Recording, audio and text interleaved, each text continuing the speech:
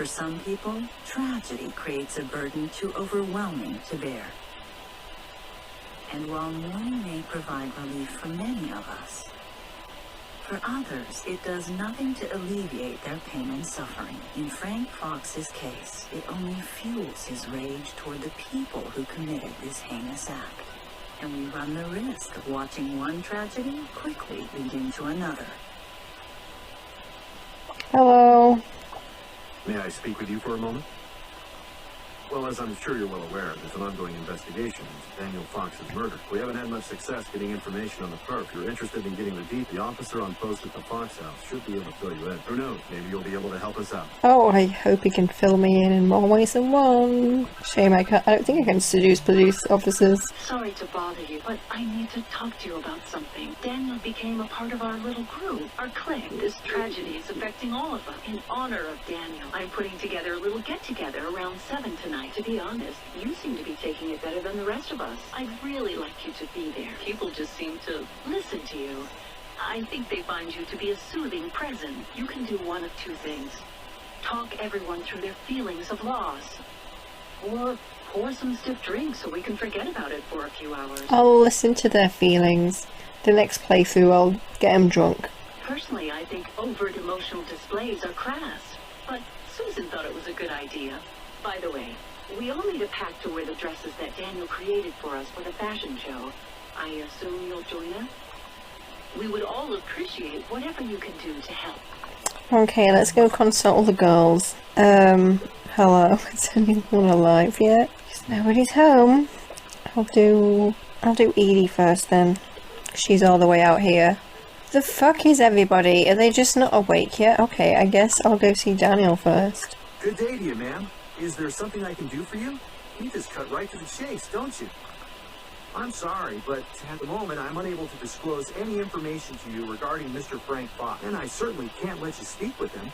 I was told to stand here and see to it no one went inside. This is a crime scene, you know. Hey, you. I've been running around like a chicken with his head cut off lately. Let's just say the whole murder in the neighborhood thing isn't exactly a boon for the real estate business. I've been so busy rustling up prospective clients that I haven't been able to spend time with Carl. Quality time, if you know what I mean. In the bedroom, in case I'm not being clear. Trust me, Edie, I got it the first time. The officer next to me understood pretty much everyone in a 100-yard radius, including the paperboy knows exactly what you're talking about. Right now, I'm on my way to check out another house going on the market. I'll take care of Carl tonight. And it looks like you're already talking to someone. A handsome someone, if I may say so. Is this strapping young policeman here giving you a hard time? No, ma'am. I'm just following orders. And you're doing an excellent job at that. Tell you what, why don't I fill her in instead? Wait. You're looking for Frank, right? I don't know for sure, but I can tell you where I think... Miss? You actually just missed him. That's confidential information, ma'am. I'd appreciate it if you refrain from divulging information regarding Mr. Fox as he relates to this case or his whereabouts to anyone other than an officer such as my... They put him in a squad car just a little while ago. Hey! I don't think he was under arrest. Officer Friendly here didn't even put handcuffs on him. He did let me play with him, though. If that was the case, then Officer Kyle could have just asked to borrow mine. They worked pretty well on him. Wait a minute. How do you know Kyle? He took me to the policeman's ball a while back. There's never been any policeman's ball. What are you talking about? Oh, Edie gets around. All I know is it was a party with lots of handsome men in uniform, handcuffs, and some confiscated drugs from the police locker. Policeman's ball, wild party, all the same to me. You must be new on the force, huh? I'm not that new. Don't worry about Frank. I'm sure they just wanted him to look through mugshots or something. He'll be there for a while before they take him to the safe house. Well, there you go. From the lips of cute little Officer Friendly here. He's at the station if you want to see him. Officer Friendly just divulged information. You've been so much help. Maybe I'll put in a good word with Officer Kyle. Thanks, but don't tell him what I said about Mr. Fox. Oh, don't worry. My lips are sealed. At least when it comes to talking. Let's go consult Edie then, I guess. I don't even know if she'll still be in it. She's planning to go back to her house. Or if I've just missed her. Only the kids are home? Where are your parents? The fuck are your parents? Okay, kids. Do you want to play set the house on fire and leave you inside? babies over here, though. Oh. The wine is perfectly brewed. The magic wrapping assembly has already begun to claw and peck up the I was confused, and I was like, is the baby making this noise? TV downstairs, I think. Hello? The boss? All of a sudden you sound like a shrink. Oh, I didn't mean to type. I was gonna read them while I misclicked, sorry. I'm not ready to talk about that. Well, my brother was killed, and I'm sitting in what looks like an interrogation room at the police station. I'm not going to talk about it yet. Sure, we can talk for a minute or two. I've been doing a lot. At first, an officer talked with me at my house. Then I was questioned in a small room at the precinct. And then after that, I was questioned again not too long ago once we got to this dump. I'm down at the police station right now. They're calling and questioning me. They've been grilling me for hours in this godforsaken, freezing cold room. They had me doing all sorts of crazy things here at the precinct. The last thing I want to do is answer more questions. They just finished questioning me. Now they're taking me somewhere else for my safety. It sounds like a load of bull, but whatever. We're headed to a safe house. I've been told that I'm not supposed to talk about it, but they can all go to hell for all I... And if that bothers them, tough. On a day like this, I have the right to be a little pissed off. Right now, I just want to get out of this place. These cops are making me nervous. I respect cops and all, but it's starting to make me feel like I've done something wrong. My brother was the goddamn victim here.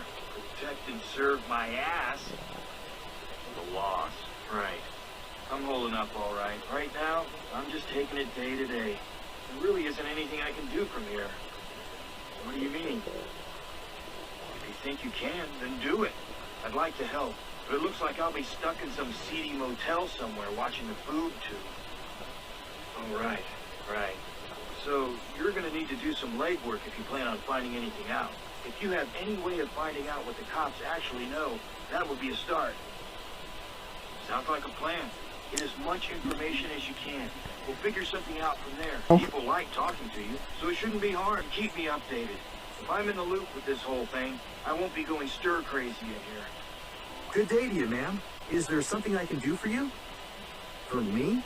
No, I'm really not in need of anything, but thanks. I appreciate it. You know what? I'm glad you see it that way, because I don't think we get enough respect around here, because I take my job seriously, whereas other people might not do that in my position. Like some people would slack off if they were here guarding a crime scene, but not me. That's not how I do things. I don't even care if they have 2 primary suspects and only a few facts. I plan to work just as hard here as if I were out trying to find more leads in the case. Exactly. I mean, yeah, there were 2 guys walking around the neighborhood at night. Yeah, there were 2 ex-cons in the area. Heck, on this very street. And yeah, they were even verified to be in the vicinity when the murder occurred at 11 p.m. that night. But it doesn't matter to me. Investigation wasn't my assignment. The rest of the squad can deal with finding information about Michael Solis and Carlos Delfino. I'm just fine out here. Personally, this is what I think happened.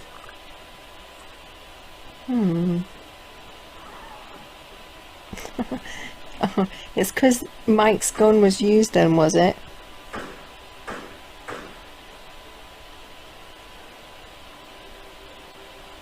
I doubt it's this. This is funny. Because he didn't even die there. What the fuck? You got the murder spot To answer wrong. your original question about whether I need anything, well, now that you mention it, it does get a little cold around here at night. Yeah, so, bye then. I don't need to talk to Frank. I just need to follow the arrow. No, keep the door open for me. Hey there. What's going on? So you're a woman on a mission, huh? I like that. Well, I'm not in much of a talking mood right now. I figured you had something quick you wanted to bring up.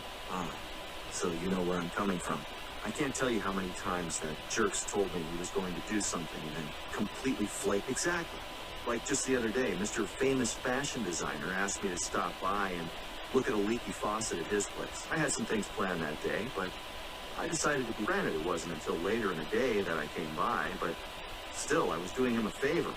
It's only common courtesy that he's around. When I called ahead to check and see if he'd let me in, he's not home. Then Susan called me up and invited me over for an early, since I figured Daniel would call any minute and rescue me from Susan's chattering. I agreed to have dinner with Julie and Susan. Dinner became dessert, became coffee. No call from Daniel. By the time I was able to escape, it was pretty late. I figured Daniel would call to apologize the next day.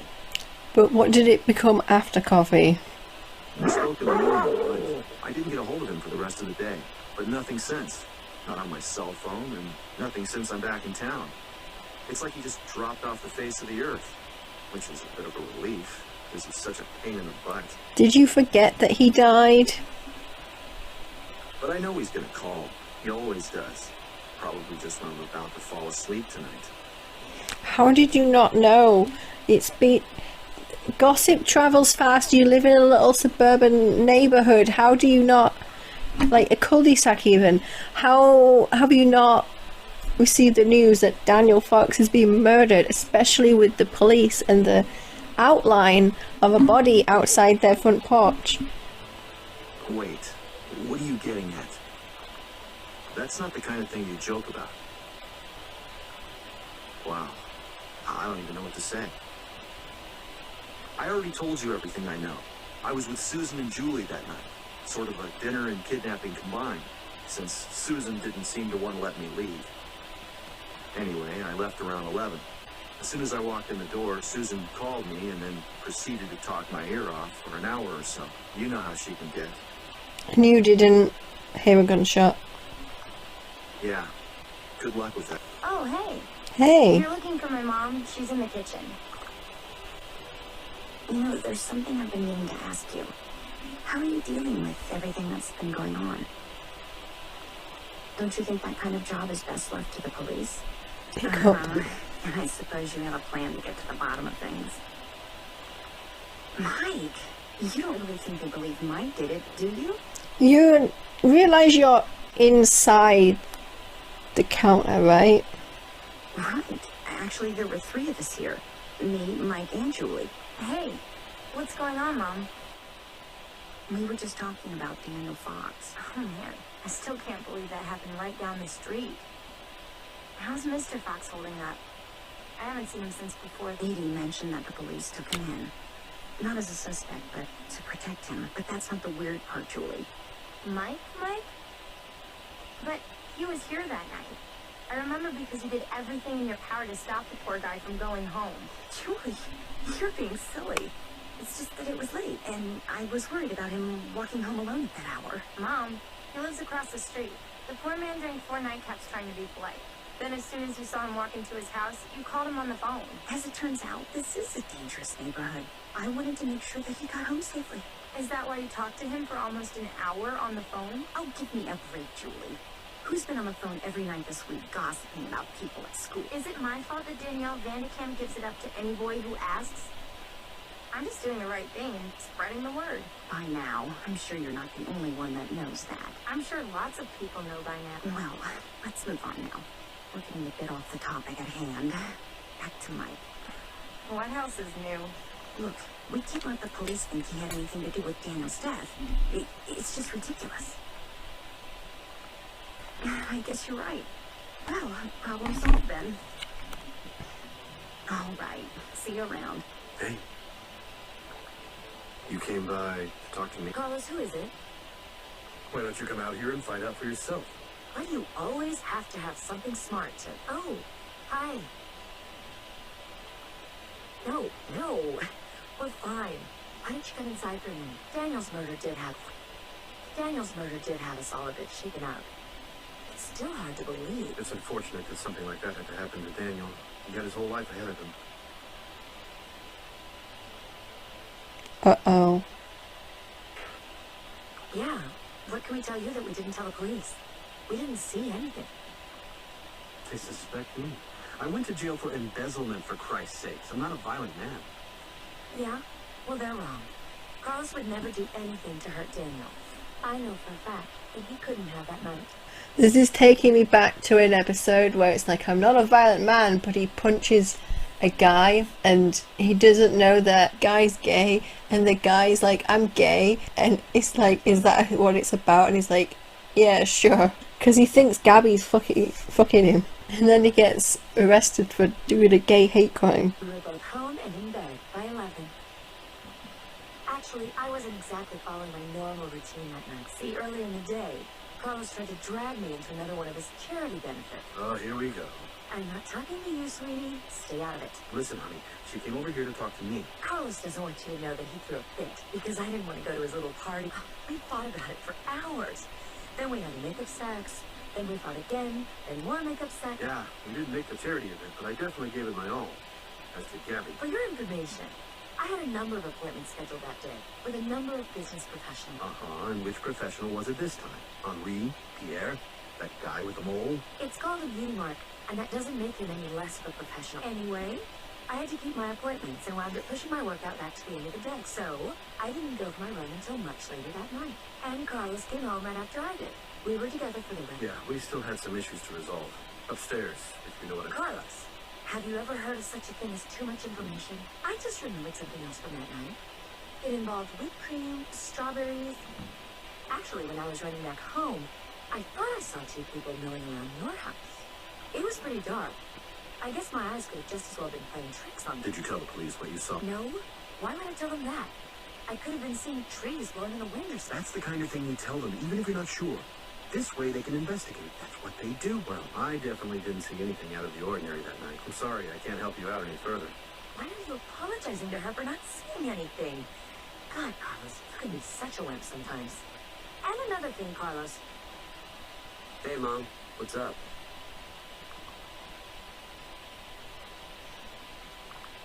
That's a really strange question. Don't you remember? I was grounded. I didn't go. You know what's funny? If you and Dad would just let me stay out later, I'd probably be able to help you out right now. I told you I was in all night. I was playing Utter Warfare online with this guy I know from the web forums. Double Trouble. Is that not like who Frank is? I figured since nobody was home, I cranked the volume up pretty loud. So there's no way I would have heard anything. Are you done with the interrogation now, Mom? Why would I lie to you? Jeez, you know what? You're worse than Danielle's mom. The both of you make a habit of nagging and bugging people. Why can't you just... Why are you so hung up on this? I mean, I know he wasn't your boyfriend or anything. He didn't even play for that team, did he? Other than you and his brother. Who's really gonna miss him anyway? Look, Mom, I'm sorry your friend is dead, but I don't know anything. I promise. So drop it already. I've had enough abuse anyway. Hello. What a pleasant surprise. What do I owe the pleasure? I'm afraid you're wasting your time. I don't know anything about Daniel's murder. There's only one thing that comes to mind when I think of that, but it certainly isn't going to bring Daniel's killers to justice. And you know exactly what I'm talking about. That was the night your son attempted to court my daughter. That night, he and Danielle were coming back from their date. I caught Danielle trying to sneak He's back into the a house. liar, little lying cunt. My son's a liar, he is a lying bunt. She knew better than to stay out that late. I assume your son was the bad influence. I saw them coming out of your house looking guilty as sin. And then your son had the nerve to try to sneak in with Danielle. Oh yeah, it's all my son's fault. It takes two to tango, Brie. Didn't Julie just tell me that she gives it up to anyone who asks? Now you're talking to the neighbors about this? Haven't you embarrassed me enough? I'm not trying to embarrass anyone, dear. How can you be embarrassed? I'm the one out in my underwear. Needless to say, they were surprised when I greeted them on the porch. I sent your son home immediately. Then Danielle and I had an interesting talk that evening. Do you know what this means? Yeah, it means we were out that night. I used to think my Danielle was incapable of hurting a fly, but she is susceptible to dangerous boys. Okay, she's getting ahead of herself now. Oh my god, are you for real? This is so funny. It looked like he was holding a flashlight.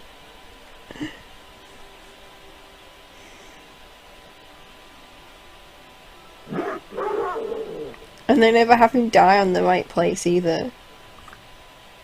Do you seriously think I'm capable of that? The police said Mr. Fox was killed at 11 that night. And if you remember, you sent him home way before that.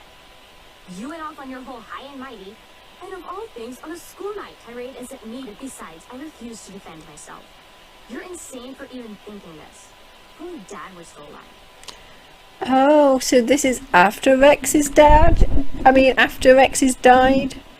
Because, fucking George poisoned him. Danielle, you will always be my daughter. But after what this family has been through, and especially after what you've put me through, it will take more than a few words for me to trust you again, considering you never even told me what you two were up to that night. Oh, well, if Danielle doesn't have anything to tell us, there's just one person left, your son. Hey, do you by chance have a gun I could borrow?